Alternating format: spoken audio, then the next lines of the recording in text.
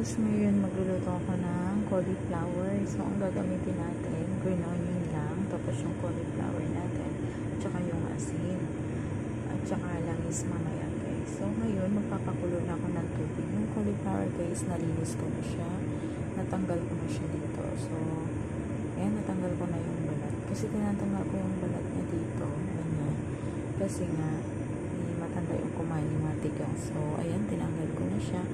Ngayon guys, magpapakulo na ako ng tubig. So guys, yan na yung tubig natin. Antayin na lang natin siyang kumulo. Tapos ilagay natin yung ating cauliflower. So ayan na guys, kumulo na yung ating tubig. Ayan. So maglagay na tayo ng asin. Ayan, isang ganitong asin guys. Ayan.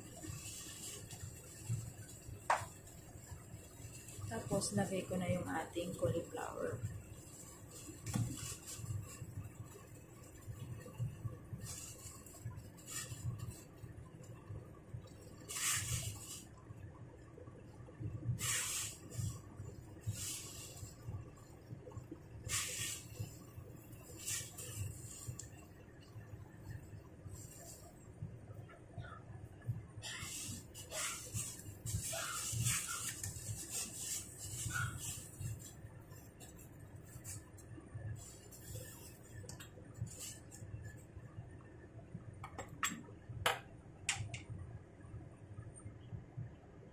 Takpan muna natin siya guys, tapos antayin natin kumulo at lumambot. So guys, ayan, tingnan na natin kung okay na yung ating cauliflower. Ayan. So okay na siya guys. So tanggalin na natin siya dyan.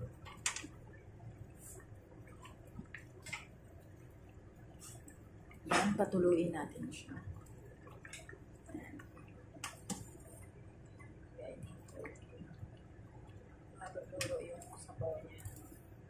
Pwede nyo naman siyang idiretso na siya doon sa guys, sa lababo, itapon nyo na yung sabaw. Sa akin, pinahirapan ko yung sarili ko, kaya ganyan. Yan yung ginagawa ko guys. Kung gusto nyo ring mahirapan sarili nyo, gayahin nyo ako. Yan. So, papatulo lang natin siya, tapos ilipat na natin siya pag arigay. Tulong-tulo na yung sabaw, ililipat na natin siya dito sa pinggan. Yan. Meron pang natira. Busin natin.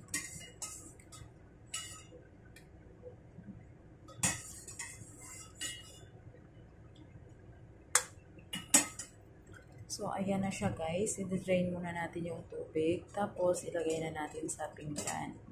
So, lagay muna natin siya dyan. So, okay na siya sa pinggan. So, guys, ayan na siya. Ayan. So, ilalagay na natin yung ating sibuyas. Ayan. Lagay natin siya sa ibabaw.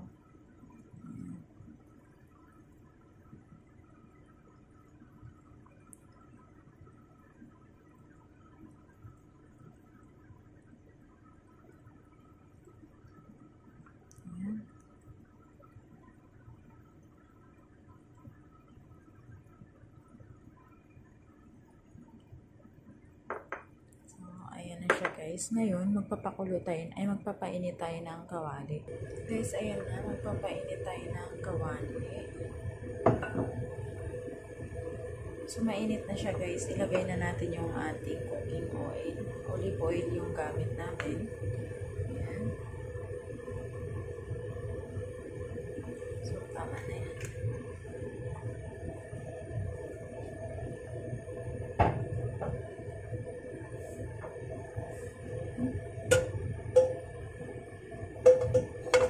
Painitin lang natin yung ating cooking oil. Guys, ito na yung ating cooking oil. Sobrang init na niya. So, ang gagawin natin. So, guys, ganyanin lang natin yung ating cooking oil. Ayan.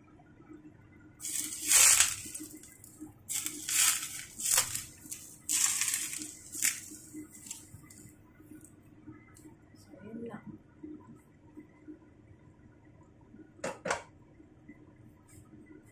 So, yun lang guys. Ganun lang yung gagawin natin. Ang sarap niya guys. Ganun lang siya kasimple at masarap siya. Healthy pa siya kasi yun lang naman nilalagay natin eh. So guys, sana mag-like, mag-subscribe kayo sa channel ko at sana may natutunan din kayo sa aking easy recipe.